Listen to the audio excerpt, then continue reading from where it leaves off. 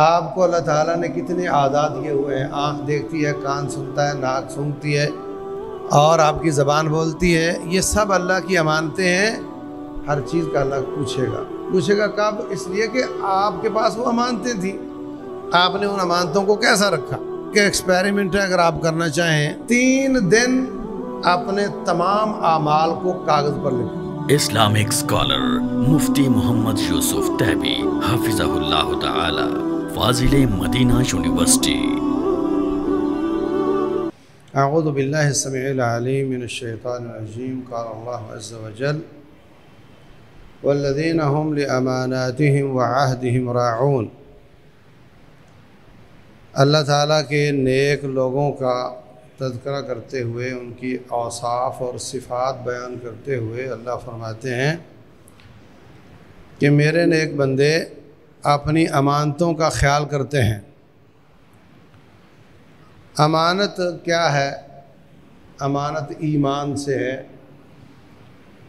اور یہ وہ خوبی ہے جو رسول اللہ صلی اللہ علیہ وسلم میں نبوت سے پہلے بھی موجود ہے۔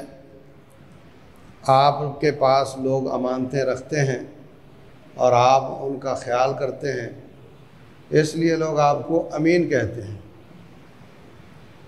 حتیٰ کہ نبوت کے اعلان کے بعد بھی جب آپ نے ہجرت کی ہے تو امانتیں حضرت علی رضی اللہ تعالیٰ عنہ کو دیں کہ یہ ان کو لوٹا دینا۔ یعنی دشمن آپ کو دشمن بھی سمجھتا ہے، مگر امانتیں پھر بھی آپ کے پاس رکھتے ہیں۔ امانت بہت بڑی خوبی ہے اور یہ اصل ایمان ہے۔ لا ایمان لمن لا امانت لہ۔ اور اس کا مفہوم اتنا وسیع ہے جتنا اسلام وسیع ہے۔ تقریباً اسلام کی ہر بات اس میں آ جاتی ہے، کیونکہ یہ ایمان سے جڑی ہوئی ہے۔ امانت صرف یہ نہیں کہ میں نے آپ کو پیسے دیے اور آپ نے مجھے پورے واپس لوٹائے یا نہیں لوٹائے۔ میں نے آپ کو عمرے پر جانا تھا، اپنی گاڑی دے دی اور میں واپس آیا تو آپ نے توڑ دی، خراب کر دی، یا آپ نے صحیح رکھی۔ یہ صرف امانت نہیں ہے، امانت کا بہت وسیع مفہوم ہے۔ آپ اپنی جان کی حفاظت کرتے ہیں کہ یہ ایک مومن ہے، یہ بھی امانت ہے۔ آپ کو اللہ تعالیٰ نے کتنے عادات دیے ہوئے ہیں، آنکھ دیکھتی ہے، کان سنتا ہے، ناک سونگھتی ہے اور آپ کی زبان بولتی ہے، یہ سب اللہ کی امانتیں ہیں، اور ان کو اللہ کے دین کے لیے استعمال کرنا یہ اصل کام ہے جس کے لیے دی گئی ہیں۔ اور اگر اللہ کے دین کے لیے استعمال نہیں کرتا تو کم از کم اللہ کی بغاوت میں استعمال نہ کرے، یہ امانت ہے۔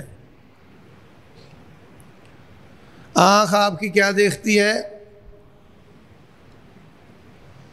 کان آپ کے کیا سنتے ہیں، زبان آپ کی کیا بولتی ہے، ہاتھ کس کو چھوتے ہیں، پاؤں کہاں چل کر جاتے ہیں، آپ کا دل و دماغ کیا سوچتا، کیا پلاننگ کرتا ہے، یہ سب چیزیں اللہ کی امانتیں ہیں۔ ان السمع والبصر والفؤاد کل ذلک کان عنہ مسئولا۔ ہر چیز کا اللہ پوچھے گا کب؟ اس لیے کہ آپ کے پاس وہ امانتیں تھیں، آپ نے ان امانتوں کو کیسا رکھا۔ اس لیے میں کہا کرتا ہوں کہ پیسہ بھی اللہ تعالیٰ جو آپ کو دیتا ہے یہ اللہ کی امانت ہے۔ کافر کو پیسہ ملے تو وہ اس کو اپنا سمجھتا ہے، مومن کو پیسہ ملے تو وہ اس کو اللہ کی امانت سمجھتا ہے۔ اگر یہ پیسہ تیرا ہے تو پھر تو خائن ہے، اگر یہ پیسہ جو تو نے کمایا ہے یہ اللہ کا ہے تو یہ امانت ہے۔ امانت ہے تو اس کو اللہ سے پوچھ کر استعمال کرنا ہے، اپنی مرضی سے نہیں۔ رسول اللہ صلی اللہ علیہ وسلم فرماتے ہیں 5 سوالوں کے جواب دیے بغیر کوئی شخص رب کے دربار سے قدم نہیں ہلا سکے گا۔ لن تزول قدم عبد حتی یسأل عن 3، اور ایک روایت میں 5۔ نمبر 1، عمر کیسے گزاری، یہ زندگی، یہ سال، یہ مہینے، یہ ہفتے، یہ دن، یہ گھنٹے، یہ منٹ، یہ سیکنڈ اللہ تعالیٰ کی امانت ہے۔ ان کو غلط استعمال کرنا بھی خیانت ہے، اور ان کو فضول کاموں میں استعمال کرنا بھی خیانت ہے، اور ان کو بیکار رکھنا، کوئی کام نہ کرنا، یہ بھی خیانت ہے۔ اس کی امانت داری صرف یہ ہے کہ ان اوقات میں رب ذوالجلال کی طاعت کی جائے۔ جیسے ایک بچہ پیپر میں بیٹھا ہے، وہ اگر غلط جواب دے تو بھی فیل ہے، اگر وہ فضول باتیں لکھتا رہے وہ بھی فیل ہے، اور اگر وہ کچھ بھی نہ کرے، بیکار بیٹھا رہے، وہ بھی فیل ہے۔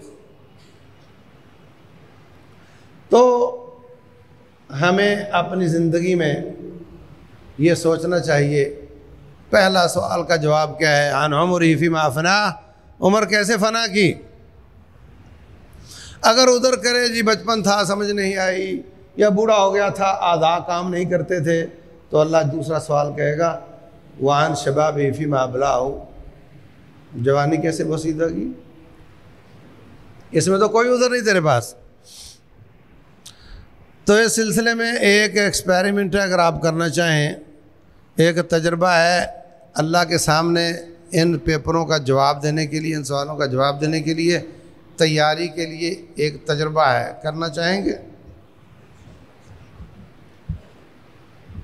3 دن اپنے تمام اعمال کو کاغذ پر لکھو۔ اتنے بجے صبح اٹھا، اتنے منٹ اذکار کیے، نماز پڑھی، اتنے منٹ میں نے واش روم میں لگائے، اتنے منٹ میں نے سونے پہ لگائے گھنٹے، اور پھر جو کچھ آپ نے کیا اچھا یا برا کیا، کسی کو نہیں دکھانا، خود ہی پڑھنا ہے، بس کاغذ پر لکھتے جاؤ۔ ہر آدھا گھنٹہ کہاں گزارا؟ 3 دن کی روٹین جب آپ لکھیں گے تو آپ کے سامنے جو بھی جواب آئے گا اس میں 4 قسم کے کام ہوں گے۔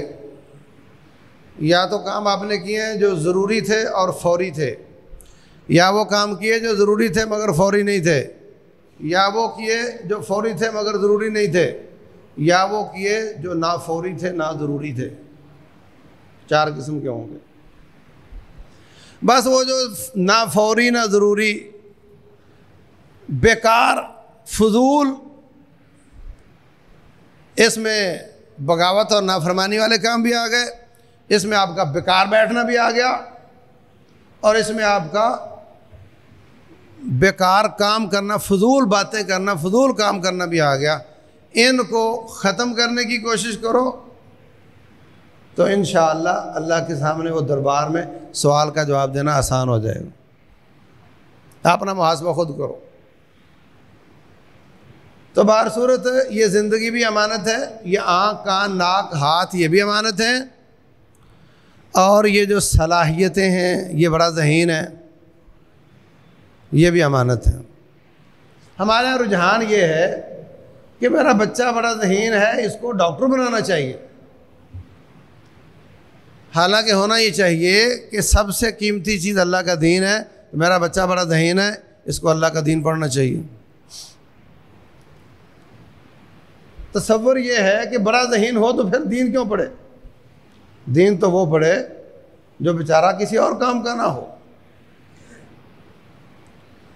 تو ذہانتیں بھی امانت ہیں، صلاحیتیں بھی امانت ہیں،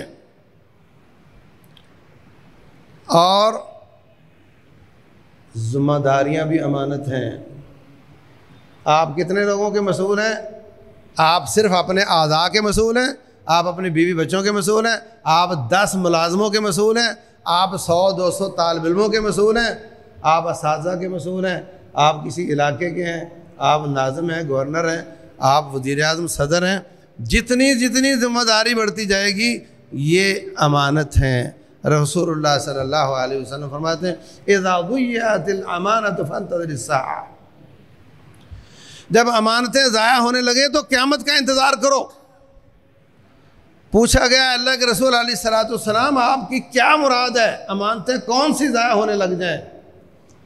فرمایا جب اذا وکل الامر الی غیر اہلہ فانتظر الساعہ، جب معاملات نااہل لوگوں کو دے دیے جائیں تو قیامت کا انتظار کرو۔ تو جو نااہل آدمی ہے وہ سیٹ کا اہل نہیں ہے، یہ خیانت ہے۔ میں نے کیوں وہاں لگا دیا؟ اس لیے کہ میرا دوست تھا، اس لیے کہ میرا بیٹا تھا، اس لیے کہ میرا رشتہ دار تھا، اس لیے کہ مجھے اس سے مفاد تھا، اس لیے کہ اس نے مجھے رشوت دی تھی، اس لیے میں نے اس کو قبول کیا ہے۔ یہ سب خیانتیں ہیں جس کا اللہ تعالیٰ قیامت والے دن پوچھے گا۔ رسول اللہ صلی اللہ علیہ وسلم فرماتے ہیں قیامت والے دن پل صراط سے ساری کائنات کو گزرنا پڑے گا۔